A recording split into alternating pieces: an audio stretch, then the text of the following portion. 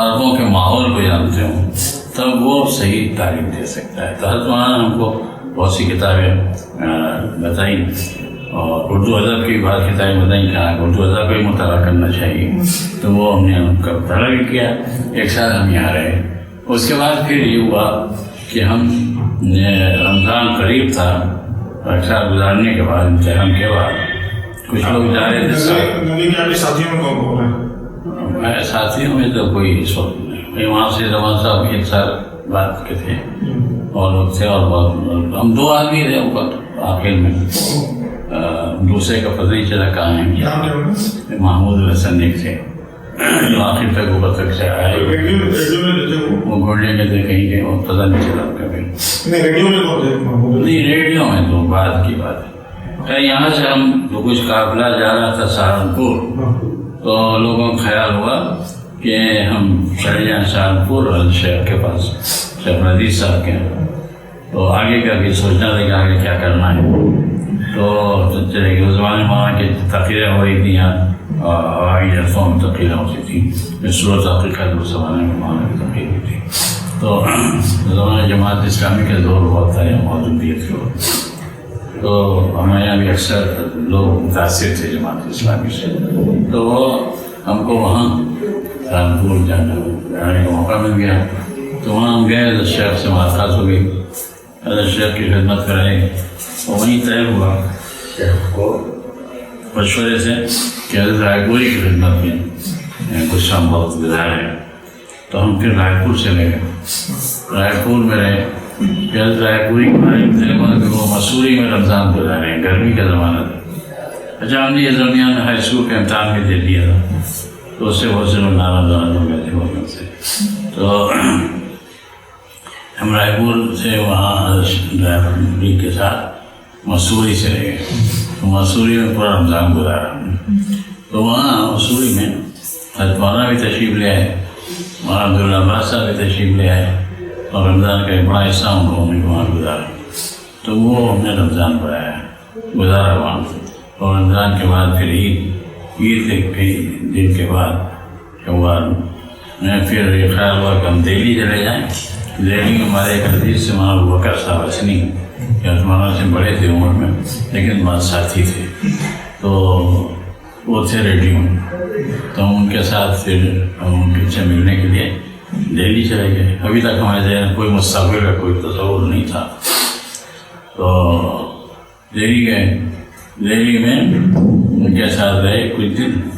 تو زمانے میں معلومات ریڈیو میں کوئی جگہ خالی ہے. عرب وہاں تھے سارے کام کرنے والے. تو عرب جو تھے وہ پابندی نہیں کرتے تھے اور کئی وقت غائب ہو جاتے تھے. ایک بار ایک آدمی ہونا چاہیے کیونکہ کوئی شخص وقت نہیں ہے تو اس کی جگہ وہ کام کرے. ان کا اسٹینڈ بائی کلاس استعمال ہوتا ہے.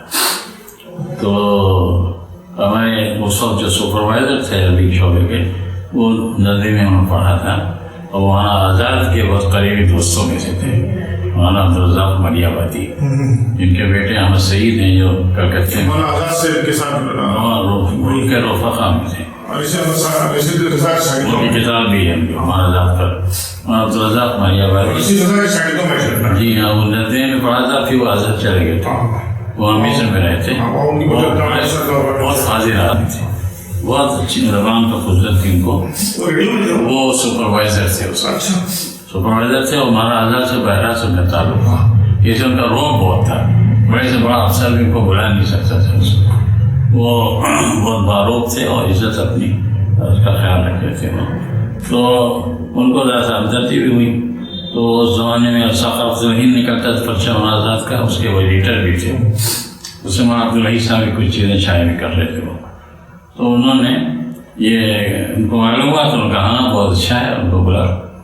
تو بلا نے ہمارا تھوڑا سا انٹرویو کیا اور ریڈیو پہ ہم کو آواز ہماری ٹیسٹ کی اور انہوں نے منظور کر دیا کہ ٹھیک ہے عارضی طور پر چلو. تو فوری طور پر وہ ہو گیا. ہم نے اس کو وہاں رہنے کا کوئی پروگرام نہیں تھا کیونکہ وہاں ہم لوگ کیسے سب عرب تھے. تو ان عربوں سے بہت فائدہ ہوا. عربی زبان مزید عربوں سے بولنے کا اور ساتھ رہنے کا. یہ 52 سن 52. تو 52 سے ہم کوالٹی میں چلے گئے. ان سے مانو سے کے بعد بڑے اچھے ادیب تھے. اس میں تو ان سے ہوا کہ ہم کو جو یہاں کتابی عربی ہم یہاں جانتے تھے وہاں ہم کو بولنے والی زبان عربی سے ساتھ ہوا، تو ان کے ساتھ رہے۔ مختلف ملکوں کے تھے، عراق، سعودی عرب، مصر کے کئی تھے، اس میں فلسطین کے تھے، تو کئی تھے، اچھے تھے، بعض اچھے تھے، بعض اچھے تھے، اور خیر وہ سب ٹرانسلیٹر تھے، ترجمہ کرتے تھے۔ تو بعض لوگ ترجمہ کر کے چلے جاتے، کوئی پڑھ دے اس کو، تو کئی بار ہوا کہ ہم نے اس کو پڑھا۔ وہاں جانے سے یہ فائدہ ہوا کہ ہم کو عربوں سے براہ راست بات کرنے کا اور کو دیکھنے کا موقع ملا، تو اس سے ہمیں عربی میں فائدہ ہوا، جدید عربی سیکھنے کا موقع ملا۔ دوسری وہاں لائبریری بہت اچھی تھی، اخبارات بھی آتے تھے مصر سے کویت سے، کئی جگہ سے عربی اخبارات آتے تھے، وہ اخبارات بھی پڑھتے تھے، اور وہ لائبریری سے ہم نے جدید کتابیں پڑھی وہاں جو یہاں نہیں تھی۔ تو اس طرح ہم وہاں رہے ریڈیو میں تقریباً 21 سال رہے۔ بعد میں ہم کو پکا باقی ملازمت دے دی، کچھ عرصے تک بالکل عارضی ہے، اس کے بعد باقاعدہ ہم کو ملازمت دے دی، کنفرم کر دیا، اور باقاعدہ ملازم ہو گئے۔ دفتر میں بھی ہم کو کام دے دیا ان کو، دفتری کام بھی ہم کرتے تھے۔ پھر بہت بڑی شخصیتیں وہاں آتی تھیں، تو اس زمانے میں عالم عربی سے بڑی شخصیتیں جو آتی تھیں اکثر ان سے ملنے کا موقع ملتا، وہ ضرور آتے، ریڈیو ان کی ٹاک ہوتی تھی۔ مثلا شکری قوت لی شام کے صدر جو تھے وہ آئے، تو بالکل ہم کو براہ راست ان سے بات کرنے کا موقع۔ مصر کے اسپیکر وہ آئے، جمال عبد الناصر آئے، جب ان پر حملہ ہوا تھا 55 میں جب وہ 3 ملکوں نے حملہ کر دیا تھا، نیشنلائز کیا تھا، تو وہ آئے تھے، ہیرو بن کر آئے تھے وہ۔ تو جمال عبد الناصر اور نہرو ایک اسٹیج پر میرا گراؤنڈ میں ان کا استقبال ہوا، اس میں ہم تھے، ان کے قریبی تھے۔ ریڈیو میں یہ ہوتا کہ ریڈیو کا وہ جو کوئی ایسا پروگرام ہوتا ہے عربی شو کا بھی، وہاں اس کے لیے کاؤنٹر بنا دیا جاتا ہے بالکل قریب اسٹیج سے، تو وہ اس میں ہم کو موقع مل جاتا ہے لوگوں کا دیکھنے کا اور سننے کا۔ تو شکر القوی کی نماز پڑھتے تھے، وہاں جو پارلیمنٹ کی مسجد تھی جو ہے ریڈیو اسٹیشن کے بالکل سامنے، تو اس میں وہ نماز پڑھنے جو میں گیا ہے شکر القوت کی بڑا سب کے قریبی رہے۔ وہ جلسہ جو ہوا لال قلعہ میں ان کو ریسیپشن دیا گیا، تو اس میں بھی ہم تھے، تو ہم ان کو قریب سے دیکھا۔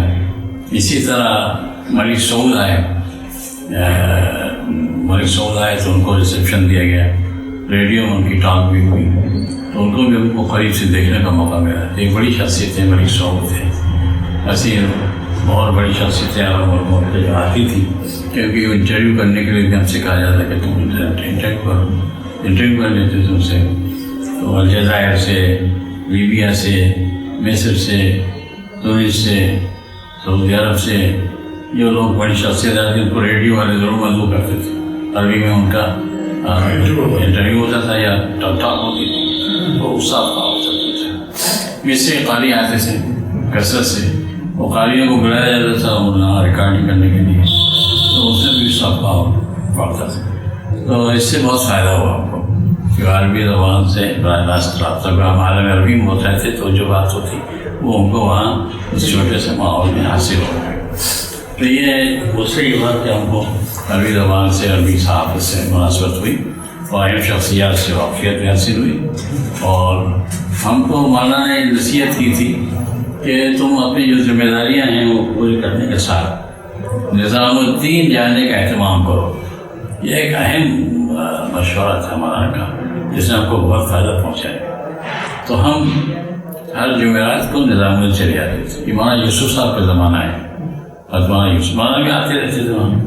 نظام الدین کے بزرگوں میں مولانا انعام الحسن صاحب، مولانا یوسف صاحب سے ہم بہت قریب ہو گئے، اور وہ بہت محبت فرماتے تھے۔ پھر یہ ہوا کہ اکثر ہمارے وہاں ایک بزرگ تھے صدیق صاحب نور کے میوات کے، ان سے ملاقات زیادہ ہوتی تھی، تو ہم سے کہا تم چلو جماعت میں چلو، تو ہم نے کہا کہ وہ چھٹی نہیں نکلے۔ شروع میں ہم کو بولی تھا جماعت سے نہیں جاتے تھے، لیکن ان کے کہنے سے چلے گئے، تو ہم نے پھر مولانا یوسف صاحب کے ساتھ سفر کیا، گجرات کا کاوی، بھوپال، مراد آباد، اور ہمارے افضل صاحب کے ساتھ بہت سفر کیا، میوات کا بھی سفر کیا، ان لوگوں کے ساتھ رہے، تو ان سے ہم کو اور زیادہ ان کا جو جذبہ تھا، دینی و دعوتی جذبہ، جو ہر وقت ان پر غالب رہتا تھا، خاص طور مولانا یوسف صاحب کا۔ ان کا حال یہ تھا کہ وہ چائے پی رہے ہیں دعوت کی بات کر رہے ہیں، کھانا کھا رہے ہیں دعوت کی بات کر رہے ہیں، تو وہ ان پر ہر وقت وہ داعی کیسے غالب رہتے۔ یہ ہم نے ان کو بہت قریب سے دیکھا سفروں میں، پھر نظام الدین جاتے تھے سے ملاقاتوں میں، وہیں حضرت شیخ تشریف لایا کرتے تھے، حضرت شیخ تشریف لاتے تھے تو زیارت ہو جاتی تھی، ملاقات ہوتی تھی۔ پھر ہمارا حضرت شیخ سے تعلق ہوا اس طرح کر کے رمضان میں جاتے تھے شیخ کے یہاں آخری عشرے میں، اور پھر ہم نے ان کی 2 کتابوں کا ترجمہ کیا، فضائل قرآن اور فضائل درود۔ اس سے حضرت شیخ بہت محبت فرمانے لگے، حضرت شیخ بلاتے تھے ہم کو کہ تم آؤ کتاب ترجمہ درود شاعری ہو تو ہم مدد کریں، تو ہم کئی دن جا کے صاحب کو حضرت شیخ کیا رہے، تو ہم حضرت شیخ حضرت رائے پوری جانا ہوتا تھا، پھر نظام الدین جن کے ہم بہت احسان مند ہیں کہ انہوں نے، ان کی وجہ سے ہم کو دینی شعور جو تھا اس کو بہت قوت حاصل ہوئی اور محبت پیدا ہوئی، اور ہم سمجھتے ہیں کہ یہ اس وقت کے سب سے بہتر شخصیتیں تھیں امت میں، پوری امت اسلامیہ میں، کہ جن میں دین اندر راسخ تھا۔ تو یہ ایسا کچھ ہیں چیزیں ذہن میں تھیں، انہیں بتا دی۔ پہلے آپ کا رائے پوری سے تعلق ہے؟ رائے پور سے بیعت کا تعلق ہے، رائے پوری سے، لیکن تربیت کا تعلق ہے شیخ سے۔ خطوں کی دعوت کے ذریعے بھی وہاں جاتے بھی تھے، کیا حاضری ہوتی تھی، تو معمولات وغیرہ شیخ بتاتے تھے، اور رائے پور کے انتخاب کے بعد ہم نے ان سے کہا کہ بیعت کے لیے درخواست کی، تو ان کا ہم رائے پوری سے جو بیعت ہوتے ہیں ان کو ہم بیعت نہیں کرتے، بس ان کو اسی لائن میں ان کو مشورہ دیتے رہتے ہیں۔ تو آپ کی بیعت ہی بہتر ہے جی؟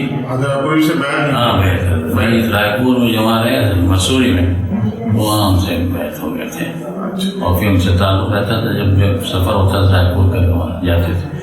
بعد میں پھر شیخ سے تعلق رہا، پھر حضرت شیخی کے اس پر 1 مہینے کے لیے ہم کو یہاں بلایا گیا۔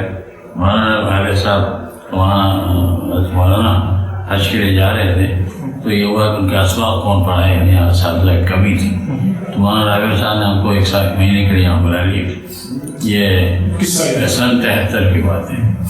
تو وہ 1 مہینہ جو ہم نے یہاں گزارا، تو اس نے نردے ہم کو لپٹا لیا،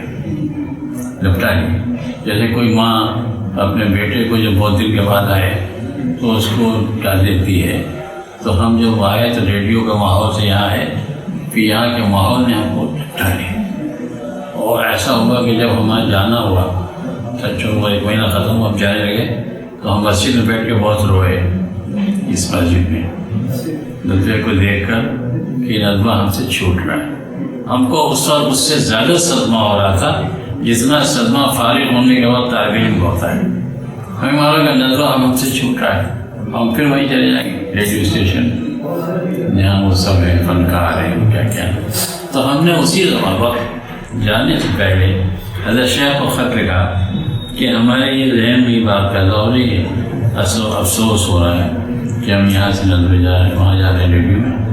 حضرت شیخ نے بڑا سخت لکھا، خط موجود ہے، اور لکھا کہ تم وہاں تھے، تو یہی ہمارے سمجھ نہیں آتا کہ تم وہاں تھے کیوں، تم کو اپنی زندگی ندوے میں گزارنی چاہیے، تنخواہ دیں نہ دیں، تم طے کر لو کہ تمہیں ندوے جانا ہے اور ندوے میں اپنی زندگی گزارنا ہے، تنخواہ دیں نہ دیں تم فوراً۔ تو ہم نے اسی پر فیصلہ نہیں کیا، درخواست دے دی ریڈیو اسٹیشن استعفیٰ دے دیا، اب استعفیٰ چلا گیا۔ جب استعفیٰ گیا تو وہاں بڑا مسئلہ بن گیا، انہوں نے کہا کہ ان کو کوئی ملازمت مل گئی ہے، اس لیے انہوں نے استعفیٰ دیا، انکوائری کی جائے۔ تو ہماری انکوائری ہوئی 5 مہینے، بڑی زبردست انکوائری، ہم سے بھی جانچ ہوئی کہ تم نے استعفیٰ کیوں دیا، اتنی تنخواہ تم کو دے رہے ہیں، یہ تنخواہ دوسروں کو ملتی نہیں، تم اس کو چھوڑ کر جا رہے اس میں، تم کو کوئی بہتر ملازم۔